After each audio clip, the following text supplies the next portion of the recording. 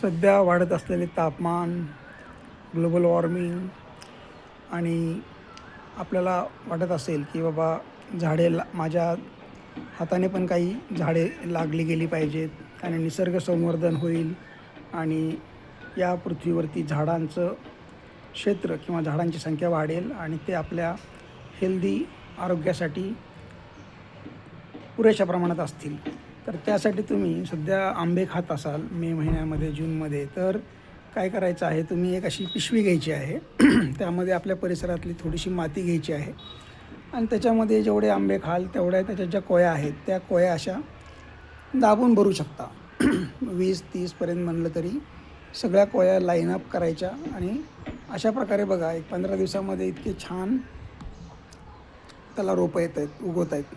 हे नवीन रोप आंब्याचे उगवलेले आहेत आणि हेच तुम्ही एखाद्या लोकल कारागिराकडून कलम करून चांगल्या जातीमध्ये पण कन्वर्ट करू शकता किंवा एखाद्या शेतकऱ्याला भेट म्हणून देऊ शकता की जिथं त्याचं प्लांटेशन पाऊस पडल्यानंतर मोठ्या प्रमाणामध्ये आपल्याला लागवड करता येईल वगैरे. त्यावेळेस काय करायचं आहे की पिशवी फाडायची आहे आणि यातले एक एक रोप बरोबर असं शिल्लक म्हणजे बाजूला करून एक एक रोप त्याच्या मुळासकट, कोयीसकट, मातीसकट दुसऱ्या ठिकाणी आपण त्याचं प्लांटेशन करू शकतो. परंतु मेन अडचण अशी असते की आत्ता कोय ठेवून म्हणजे अशी वाळवली तर ती आपल्याला पावसाळ्यापर्यंत उगवण्यासाठी योग्य राहत नाही. त्यासाठी तुम्हाला आत्ता आहे ती कोय आपल्या घरोघरी अशा छोट्या प्रमाणामध्ये 1-2 पिशव्यांमध्ये लावून घ्यायची आहे. त्याच्यापासून रोपं जी तयार होतील ते महिनाभर आपण सांभाळू शकतो, 2 महिने सांभाळू शकतो आणि नंतर पाऊस पडल्यानंतर ज्यावेळेस वातावरण योग्य होईल लागवडीसाठी त्यावेळेस ते असा बंडल जो आहे 20-30 रोपांचा तो आपण गिफ्ट देऊ शकतो लोकांना की जे लोक परत ते क्षेत्रामध्ये आपल्या शेतीमध्ये किंवा बांधावरती, फार्म हाऊसवरती वगैरे लावू शकतील. म्हणजे अशा पद्धतीने आंबा हे एक चांगलं सावली देणारं झाड आहे. त्याचं फळ पण आपल्याला उपयोगात येऊ शकतं. त्यामुळं आंबा लागवडीखालील क्षेत्रही वाढेल आणि आपल्याला आंबेही खायला मिळतील.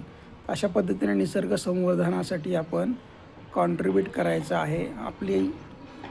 ही जर आपण प्रत्येकाने चळवळ म्हणून राबवलं तर आपल्या शहरामधूनही कॉन्ट्रीब्युशन त्याचं वाढेल. आपण आंबे खातो परंतु कोया सगळ्या फेकून देतो. त्याच्याऐवजी आपण काय करायचं आहे, ह्या कोया सर्व पिशवीमध्ये माती घेऊन लावायच्या आहेत आणि त्याचं बंडल जे तयार होईल ते एक सेट जो तयार होईल तो 20-30 रोपांचा सेट. ह्याच्यावर आपण कलम जर केलं तर ह्याचा उपयोग म्हणजे हेच आत्ता कुठल्याही पद्धतीचं कलम म्हणजे रोप असेल, गावरान असेल, हापूस असेल, केशर असेल तरी काही फरक पडत नाही. ह्याच्या आपण कन्व्हर्जन आपल्याला पाहिजे त्या चांगल्या जातीमध्ये करू शकतो. ह्याच्यावर जर कलम केलं तर इथं ते कट करून कलम करता येतं, वरती काडी दुसरी लावता येते आणि त्या पद्धतीने ह्याचं कन्व्हर्जन डायरेक्टली केशरमध्ये, हापूसमध्ये किंवा तुमच्या कुठल्या एखाद्या आवडीच्या जातीमध्ये करता येतं.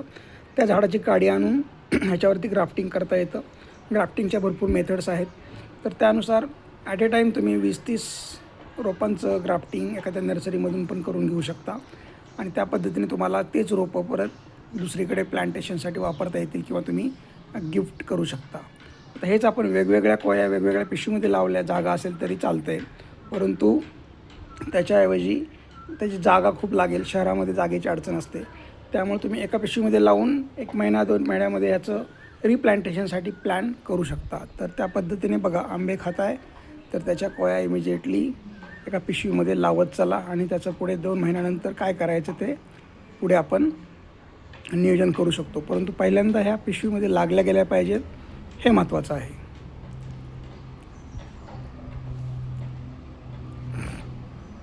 तर ही आपल्याला हिरवळ अशी मेंटेन करता येईल. हे अशा कोया खाल्ल्या की ठेवायच्या आणि अशा पिशवीमध्ये लावून घ्यायच्या. ही पिशवी साधी पिशवी आहे आपल्या घरामधली कोणतीही प्लॅस्टिकची. त्याच्यामध्ये एक जवळपासची माती घेऊन भरलेली आहे आणि त्याच्यामध्ये कोया लावल्यानंतर बघा, ह्या पहिल्या 15 दिवसापूर्वीच्या कोया उगवलेल्या आहेत आणि अजून बाकीच्या काय आहेत त्या उगवत राहतील. म्हणजे हा एक 20-30 झाडांचा सेट तयार होणार आहे.